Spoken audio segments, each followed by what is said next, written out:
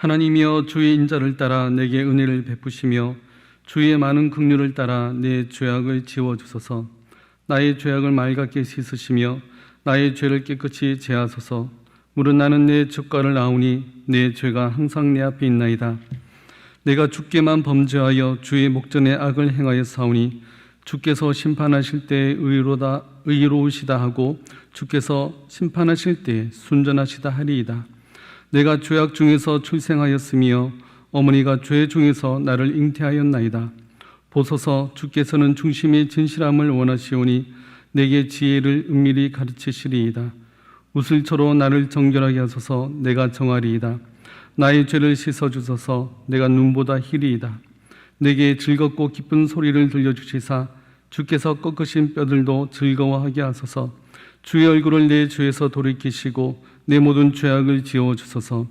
하나님이여 내 속에 정한 마음을 창조하시고 내 안에 정직한 영을 새롭게 하소서. 나를 주 앞에서 쫓아내지 마시며 주의 성령을 내게서 거두지 마소서. 주의 구원의 즐거움을 내게 회복시켜 주시고 자원하는 심령을 주사 나를 붙드소서. 그리하면 내가 범죄자에게 주의 도를 가르치리니 죄인들이 주께 돌아오리이다.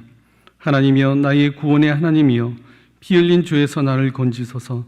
내 혀가 주의 의를 높이 노래하리이다. 주여 내 입술을 열어주소서. 내 입이 주를 찬송하여 전파하리이다. 주께서는 제사를 기뻐하지 아니하시나니 그렇지 아니하면 내가 드렸을 것이라.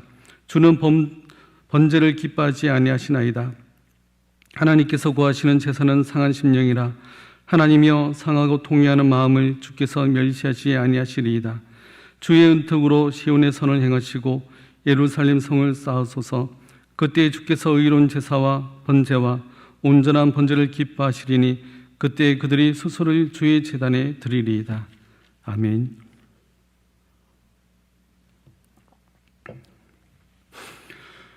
우리 각 가정에서 또 우리 각 처소에서 예배드리는 우리 성도님들 많이 힘들고 어려우실 줄 압니다. 그러나 우리가 이런 시대일수록 더욱더 하나님을 의지하고 하나님의 말씀을 붙들고 또 하나님께 앞에 나아가는 것이 중요합니다. 그래서 이런 상황 가운데서도 하나님이 나에게 원하시는 것이 무엇인가, 하나님이 이 시대 가운데서 내가 할 수 있는 일이 무엇인가를 비전을 보여달라고 기도하시고 또 그렇게 하나님의 말씀에 순종하는 저와 여러분들 되시길 바라겠습니다.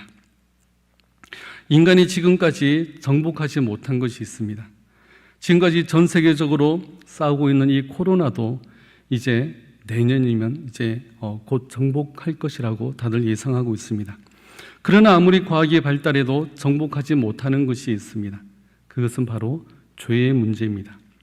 아무리 인간의 노력으로 해결하려고 해도 이 죄의 문제는 우리 인간의 힘으로는 해결을 할 수가 없습니다. 오늘 본문에 있는 이 지은이가 다윗인데 다윗도 한 나라의 왕이었습니다. 그러나 다윗의 그 힘과 권세로도 어찌할 수 없는 것이 바로 이 죄의 문제입니다. 오늘 시의 그 제목에 보면 다윗이 밧세바와 동침한 후 선지자 나단이 그에게 왔을 때라고 그 배경을 설명하고 있습니다. 다윗의 죄는 우리가 잘 알듯이 밧세바와 우리아에게 지은 죄입니다. 그 배경이 되는 본문이 사무엘하 12장의 내용입니다. 하나님께서는 사울 왕의 모든 권세를 이제 다윗에게 물려주셨습니다. 다윗은 온 유대와 이스라엘을 다스리는 왕이 되었습니다. 온 군대가 전쟁하러 나간 뒤에 다윗은 성 위를 거닐고 있었습니다. 그런 중에 밧세바가 목욕하는 장면을 엿보게 되고 그리고 그 밧세바를 불러서 동침하게 됩니다. 그런데 문제가 된 것은 밧세바가 그 동침으로 말미암아 임신하였다는 소식을 듣게 된 것입니다. 다윗은 자신의 죄를 감추기 위해서 밧세바의 남편인 우리아를 전쟁에서 고의로 죽게 만듭니다. 적국과 전쟁을 하고 있는 요압 장군에게 편지를 써서 보내주게 되는데 그 편지의 내용이 이렇게 나와 있습니다. 너희가 우리아를 맹렬한 싸움에 앞세워 두고 너희는 뒤로 물러가서 그로 맞아 죽게 하라. 그 전쟁으로 말미암아 이 우리아는 죽게 됩니다. 그리고 나서 밧세바를 빼앗아 자신의 아내로 삼게 됩니다. 우리가 드라마에나 나올 법한 그러한 내용이 지금 성경에도 이렇게 펼쳐지고 있습니다. 그리고 나단 선지자가 다윗을 찾아왔습니다. 다윗 왕이시여, 한 성에 두 사람이 살고 있는데 한 사람은 아주 부자이며 한 사람은 가난한 사람입니다. 이 가난한 사람은 아무것도 없고 오직 새끼 양 한 마리밖에 없습니다. 이 새끼 양은 가난한 사람과 함께 누워서 자고 함께 먹는 딸과 같은 그러한 동물이었습니다. 그런데 오늘날 부자에게 손님이 찾아왔습니다. 그 부자는 자신의 것을 아끼기 위해서 그 가난한 사람의 새끼 양을 빼앗아 그 손님을 대접했습니다. 그러자 다윗은 크게 화를 냅니다. 여호와의 살아계심을 두고 맹세하노니 그 사람은 반드시 죽일 것이니라. 나단이 그때 말합니다. 다윗 왕이시여, 그 사람은 바로 당신입니다. 그때 다윗은 자신의 죄를 깨닫고 이 시편을 쓰게 되었습니다. 다윗은 간음죄와 살인을 지시한 살인교사 죄를 지었습니다. 씻을 수 없는 아주 큰 죄를 저질렀습니다. 그러나 이 다윗의 죄가 살인죄와 이 간음죄로 끝나는 것이 아니었습니다. 그게 다가 아닙니다. 먼저 다윗이 지은 이 죄는 하나님의 주권을 무시하는 그러한 행동이었습니다. 모든 사람의 생명의 주관자는 하나님이십니다. 하나님이 주인이십니다. 그런데 생명을 빼앗는 것은 하나님의 주권에 영향을 미치는 그러한 일이었습니다. 바로 이 우리아를 죽인 일이 바로 그러한 것이었습니다. 내 생명도, 우리 각자의 생명도 그 주인은 하나님이십니다. 그렇기 때문에 자살하는 것도 하나님의 주권에 대적하는 그러한 행위인 것입니다. 그것을 분명히 보여주는 것이 또한 십계명입니다. 다윗의 죄가 어떠한 죄인지 보여주는데 우리가 잘 알듯이 6계명은 살인하지 말라라고 나와 있습니다. 그런데 다윗은 살인하게 됩니다. 제7계명은 간음하지 말라. 그러나 다윗은 간음하게 됩니다. 제8계명은 도둑질하지 말라.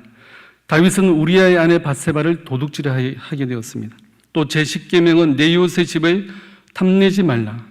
내 이웃의 집을 탐내어서 밧세바를 이렇게 범하게 되었습니다. 다윗은 10계명만 보더라도 이 10개의 계명 중에 4개나 어기는 그러한 죄를 지었습니다. 이것은 하나님의 명령에 정면으로 대적하는 매우 심각한 죄입니다. 그런데 죄가 무서운 것은 다윗은 이 엄청난 죄를 저지르고서도 그 죄에 대해서 무감각해져 있었고 또 그 죄를 감추기 위해서 숨기려고 했던 것입니다. 죄는 이러한 성격을 가지고 있습니다. 자꾸 죄는 숨기려고 하고 또 감추려고 합니다.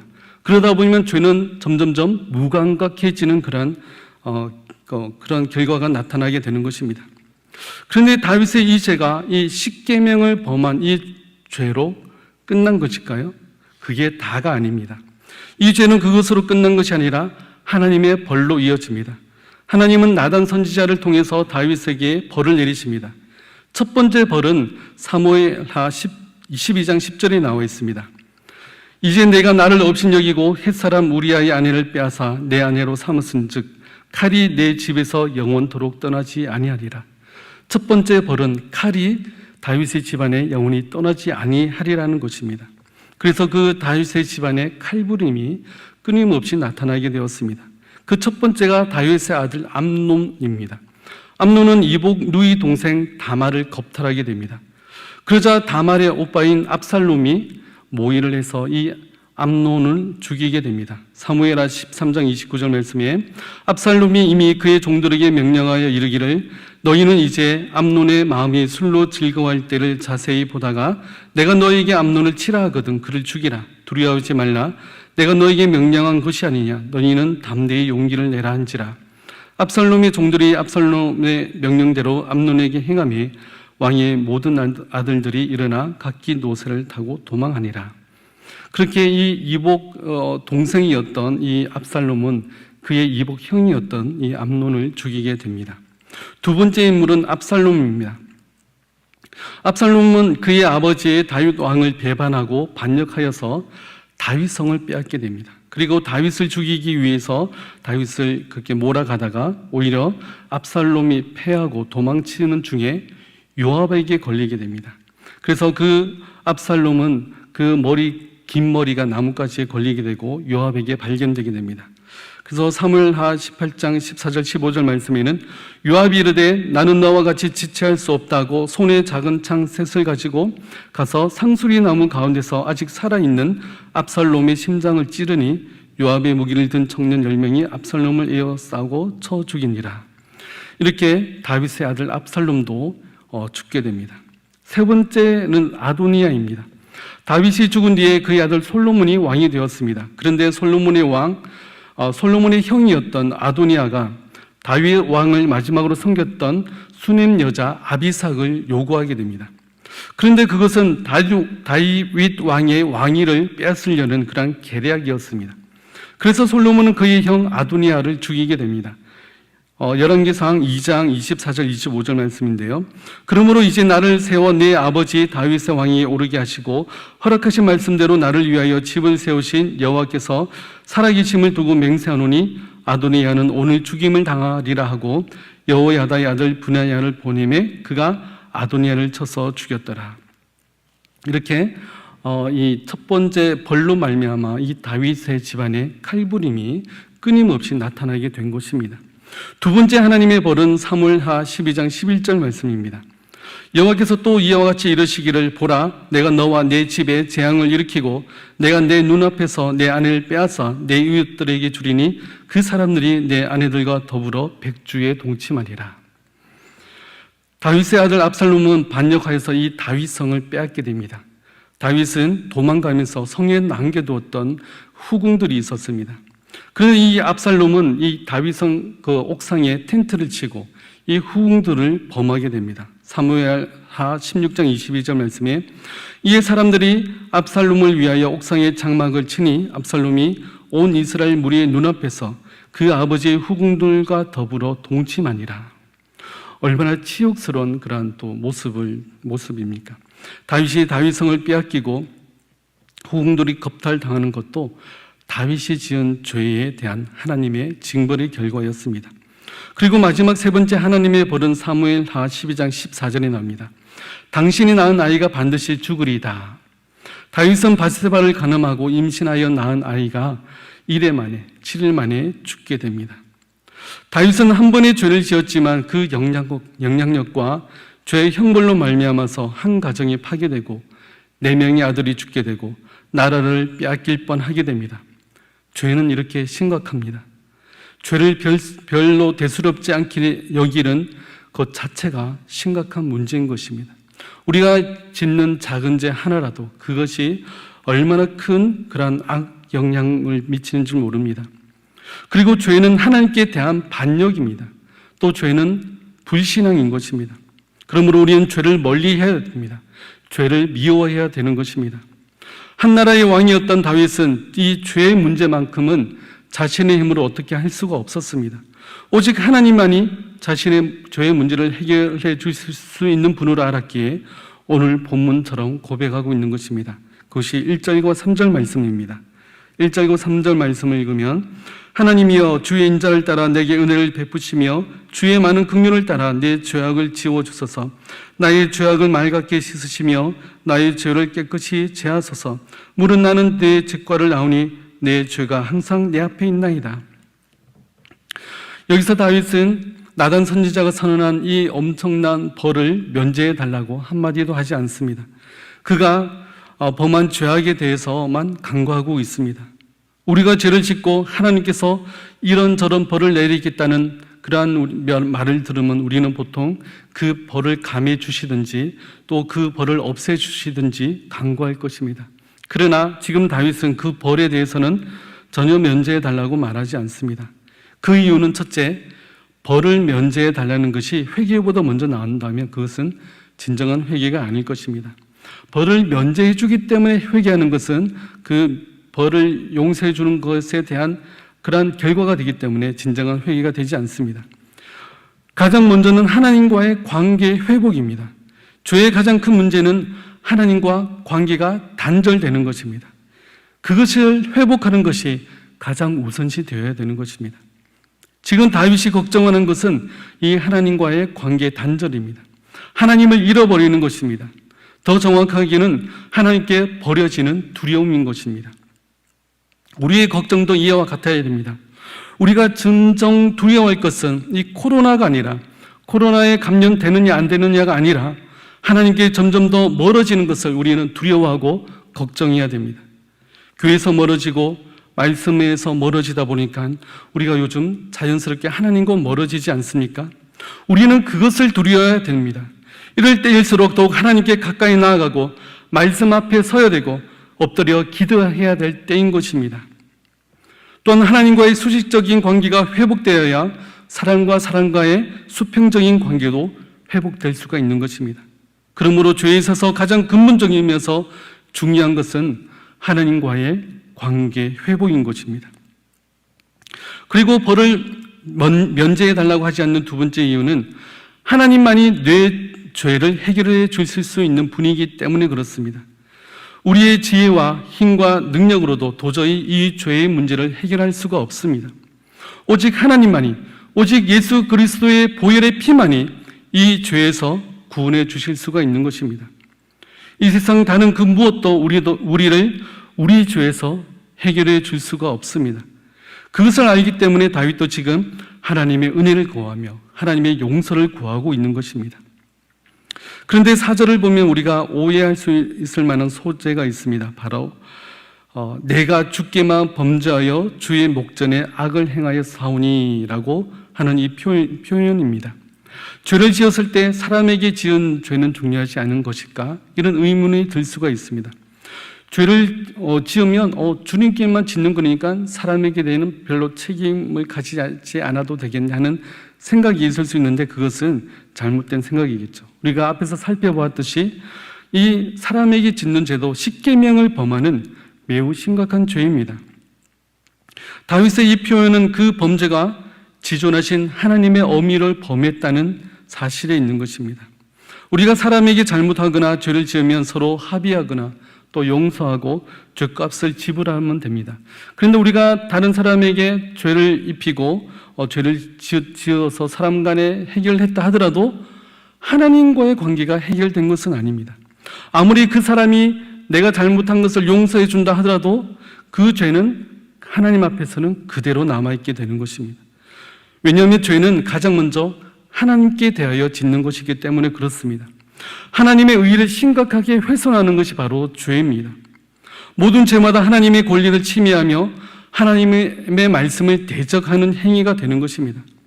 우리는 하나님의 법을 어길 때 그 자체로 우리는 하나님의 주권을 거부하게 되는 것과 같습니다. 죄의 원어적인 의미는 관역을 벗어난다는 뜻입니다. 그 관역은 하나님의 뜻입니다. 그러므로 죄는 하나님의 뜻을 벗어나는 모든 말과 생각과 행동들입니다. 그러므로 죄는 하나님의 뜻에 대한 불순종인 것입니다. 그러므로 죄는 일종의 무신론이라고 말할 수 있습니다. 출애굽기 5장 2절에 바로가 이르되 여호와가 누구이기에 내가 그의 목소리를 듣고 이스라엘을 보내겠느냐? 나는 여호와를 알지 못하니 이스라엘을 보내지 아니하리라. 죄는 악의 참 마음으로 하나님의 뜻을 순종하지 않겠다는 그런 마음입니다. 이처럼 죄는 심각한 것입니다. 지금 다윗은 자신이 지은 죄에 대한 회개를 하고 있습니다. 그런데 그 회개의 범위가 밧세바와 우리아에게 지은 죄보다 더 넘어서는 것이 바로 우리가 5절에서 볼 수 있습니다. 5절 말씀을 보면 내가 죄악 중에서 출생하였으며 어머니가 죄 중에서 나를 잉태하였나이다. 지금 다윗은 밧세바와 우리아에게 지은 죄에 대한 회개를 하면서 자신의 과거를 돌아보니까 내가 밧세바와 우리아에게 짓기 이전의 자신의 모습도 죄인이었다는 사실을 발견하게 됩니다. 그리고 오늘 5절처럼 잉태할 때조차 내가 이 땅에 태어날 때조차 아니 어머니의 뱃속에서조차 나는 죄인이었구나라는 것을 발견하게 되는 것입니다. 우리도 마찬가지입니다. 우리는 어머니의 뱃속에서부터 죄인이었습니다. 그렇게 이 땅의 의인은 죄가 없는 사람은 단 한 사람도 없습니다. 태어날 때부터 죄인이었다는 것을 신학적 용어는 전적 타락이라는 단어를 사용합니다. 우리는 전적으로 타락한 존재입니다. 태어날 때부터 죄인이었습니다. 하나님 보시기에 의로운 행위를 할 수 있는 사람은 아무도 없습니다. 오직 예수 그리스도의 보혈의 피만이 우리를 깨끗하게 하실 수가 있습니다. 그것이 바로 유일한 소망인 것입니다. 이렇게 죄를 깨달은 사람은 사실 할 말이 없습니다. 자기 자신을 자랑할 수가 없습니다. 바울도 자신의 죄를 깨닫고선 이렇게 고백합니다. 오라 나는 공고한 사람이로다. 이 사망의 몸에서 누가 나를 건져내랴. 자신의 죄를 올바르게 깨달은 사람이 외칠 수 있는 이 한마디는 바로 이 오호라라는 감탄사밖에 없습니다. 사람은 자신의 죄를 깊이 바라보아야만 자신의 힘으로는 절대 구원할 수 없음을 깨닫게 됩니다. 그러나 이 깨달음 자체가 은혜인 것입니다. 이사야 선지자도 같은 고백을 합니다. 화로다 나여 망하게 되었도다. 나는 입술이 부정한 사람이요 나는 입술이 부정한 백성 중에 거주하면서 만군의 여호와이신 왕을 배웠음이로다. 이사야 선지자도 같은 고백을 합니다. 화로다 나여 망하게 되었도다. 자기 자신의 죄의 실체를 보고 깨달았을 때 우리는 구원의 참된 가치를 발견할 수가 있습니다. 우리의 구원에 있어서 나의 힘이 필요 없음과 나의 능력이 필요 없음과 나의 실력이 필요 없음을 깨닫게 되는 것입니다. 오직 하나님의 은혜로 오직 예수 그리스도의 보혈로 말미암아 구원받는 것임을 깨닫게 되는 것입니다. 그리고 이것이 얼마나 값진 것인 줄 알기에 하나님께 감사할 것밖에 없게 되는 것입니다. 그리고 내가 깨달은 이것을 가지고 또 내가 이 구원이 또 이 죄에서 건져냄을 받은 것이 얼마나 소중하다는 사실을 알기에 다른 사람에게 전하지 않을 수가 없게 되는 것입니다. 그 말씀이 오늘 12절 13절 말씀입니다. 주의 구원의 즐거움을 내게 회복시켜 주시고 자원하는 심령을 주사 나를 붙드소서. 그리하면 내가 범죄자에게 주의 도를 가르치리니 죄인들이 주께 돌아오리이다.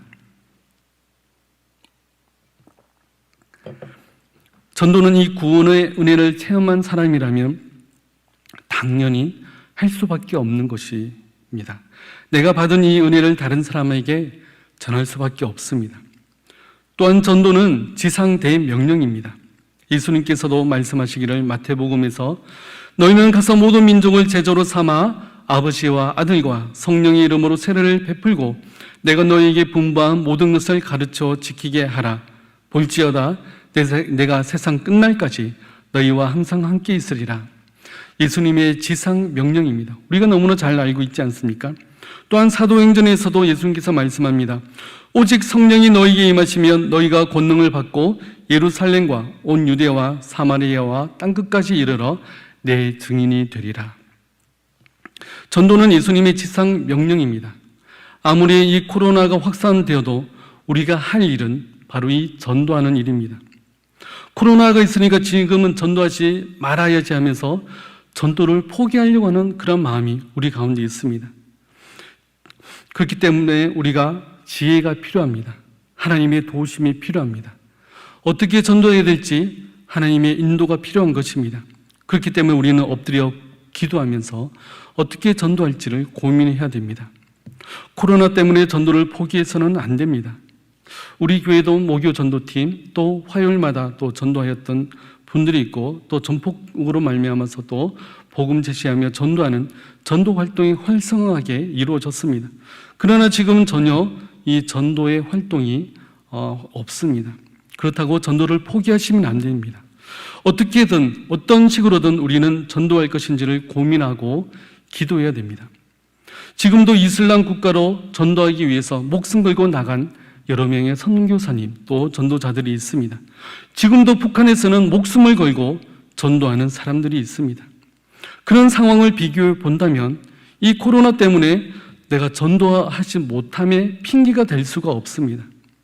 바울은 디모데에게 이야기합니다. 너는 말씀을 전파하라. 때를 얻든지 못 얻든지 항상 힘쓰라. 전도가 바로 이러합니다. 좋은 때, 편안한 때만 복음 전하는 말씀이 아닙니다. 때를 얻든지 못 얻든지 우리는 항상 힘써야 됩니다. 그것이 우리가 할 일인 것입니다. 또 오늘 본문에서 다윗은 오해가 될 만한 이야기를 또 합니다. 16절 말씀을 보면 주께서는 제사를 기뻐하지 아니하시나니 그렇지 아니하면 내가 드렸을 것이라. 주는 번제를 기뻐하지 아니하시나이다. 이 제사와 번제를 제정하신 분은 하나님이십니다. 그런데 하나님께서 이 제사와 번제를 기뻐하지 아니하신다는 이 다윗의 말이 맞는 말일까요? 그에 대한 힌트가 17절 말씀에 나와 있습니다. 17절에 하나님께서 구하시는 제사는 상한 심령이라 하나님이여 상하고 통회하는 마음을 주께서 멸시하지 아니하시리이다.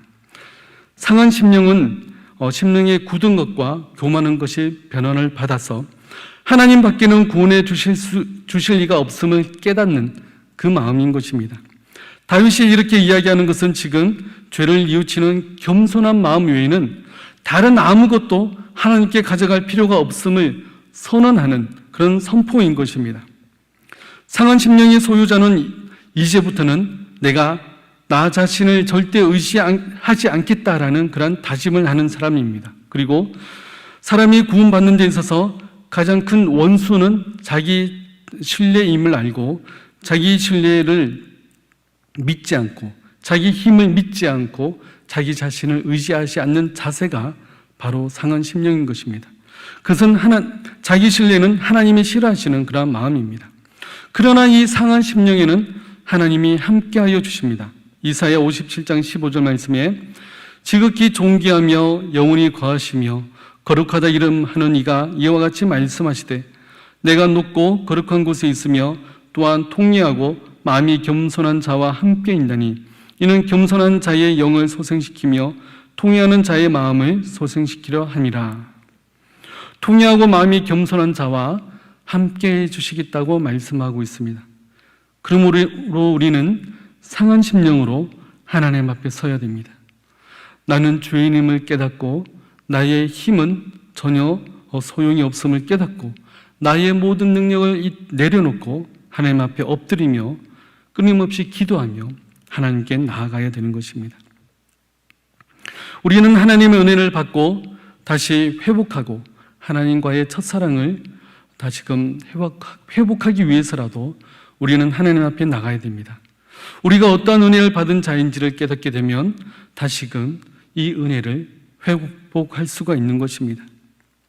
우리가 언제 예수 그리스도의 사랑을 입었는지 바울은 로마서에서 이야기합니다. 로마서 5장 8절 말씀에 우리가 아직 죄인 되었을 때에 그리스도께서 우리를 위하여 죽으심으로 하나님께서 우리에 대한 자기의 사랑을 확증하셨느니라. 우리가 어떤 의로운 행위나 선행을 했기 때문에 우리가 선택받고 구원받은 것이 절대로 아닙니다. 우리를 구원하시기 위한 하나님의 선택은 100% 하나님의 주권에 달려 있습니다. 우리 편에서의 노력은 0%입니다. 우리가 아직 죄인 되었을 때, 우리가 아직 죄인이었을 때 예수님은 우리를 구원해 주셨습니다. 하나님은 우리를 선택하시고 예수님은 우리를 위해서 피 흘려 죽으셨습니다. 이것이 바로 하나님의 사랑입니다. 이것이 얼마나 값지고 감사한 일인지 모릅니다.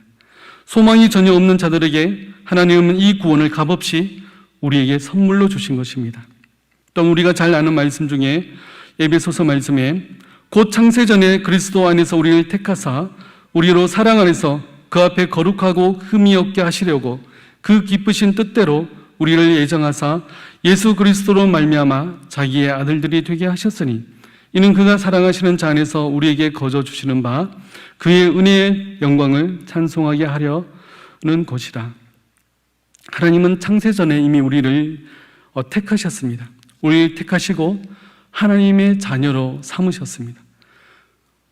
그래서 우리는 하나님께 그 은혜의 감사와 영광과 찬송을 드릴 것밖에 없는 것입니다.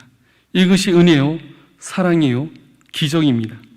이 은혜에 감사하며 하나님께 더욱 가까이 나아가는 저와 여러분들 되시길 바라겠습니다.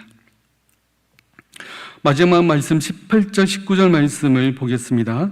주의 은택으로 시온의 선을 행하시고 예루살렘 성을 쌓으소서. 그때에 주께서 의로운 제사와 번제와 온전한 번제를 기뻐하시리니 그때 그들의 수소를 주의 제단에 드리리이다. 다윗은 17절까지는 개인적인 회개를 위해서 계속해서 강구하고 있습니다. 그러다가 마지막 2절에서는 예루살렘 성의 회복과 또 시온의 회복 그리고 제사와 예배의 회복에 대해서 강구하고 있습니다. 어떤 성경학자들은 후대의 다른 사람들이 이 2절을 끼워 넣었다고 이야기합니다. 왜냐하면 17절 이후까지와 그리고 18절, 19절 내용은 완전히 달라지기 때문에 그렇습니다. 그러나 처음에도 언급했듯이 다윗이 이 지은 죄로 말미암아서 우리아의 가족이 파탄이 나고, 그리고 다윗의 아들들이 서로 죽고 죽이는 칼부림을 하게 되고, 그 간음으로 낳은 아이가 죽게 되고 나라가 위험에 빠지게 됩니다. 다윗 한 사람이 죄지만 그 영향은 온 나라에 미쳤습니다. 마찬가지로 한 사람의 회복으로 말미암아 온 나라가 평안함을 얻을 수가 있는 것입니다. 한 사람의 회복이 중요합니다. 나 한 사람의 회복이 중요한 것입니다. 지금 나 자신이 중요하지 않다고 우리는 스스로 생각할 때가 많이 있습니다. 아니, 내가 지금 집에서 내가 아무 영향력을 미치지 못하는데 내가 왜 하면서 이렇게 생각하시는 분들이 계실지 모르겠는데, 나 한 사람의 회복, 나 한 사람이 하나님과의 관계가 온전히 회복됨으로 말미암아 나로 통해서 주위의 사람들이 그리스도의 사랑을 알게 되고 그 은혜를 알게 되고 그 사랑이 증거되고 전파되는 일들이 계속해서 이어질 것이기 때문에 그렇습니다. 그래서 다윗은 죄의 용서함을 받고 하나님과의 관계가 회복되고 주위의 모든 사람들에게 복이 되기를 지금 간구하는 것이 마지막 18절, 19절 말씀인 것입니다. 우리도 그러한 사람이 되기를 간절히 바라야 됩니다. 나 한 사람의 회복을 통해서 우리 가정이 회복되고 내 주위의 사람들에게 복이 되며 많은 사람들에게 선한 영향력을 나타내는 신앙의 본이 되는 사람이 되게 하여 주옵소서. 교회와 나라에 하나님의 사랑을 나타내는 사람이 되기를 소원합니다. 이런 마음을 우리가 품어야 되는 것입니다. 반대로 나 한 사람이 죄로서 가정과 직장과 교회에 또 이 사회에 많은 악한 영향을 남길 수 있음을 기억하고 우리가 죄 짓는 것에 정말 두려움을 가지고 죄를 멀리하고 짓지 않도록 노력해야 되는 것입니다. 우리는 더욱더 적극적으로 하나님 앞에 나아가야 됩니다. 하나님의 마음이 나의 마음이 되고 하나님의 뜻이 나의 뜻이 되고 하나님의 기도의 제목이 나의 기도 제목이 되어서 나와 하나님과의 관계가 회복되고 그로 말미암아 우리 주변이 관계가 회복되고 그래서 하나님의 작은 나라가 나로 말미암아 내가 서 있는 곳에 하나님의 나라가 회복되기를 소원하며 기도하는 저와 여러분들 다 되시길 바라겠습니다.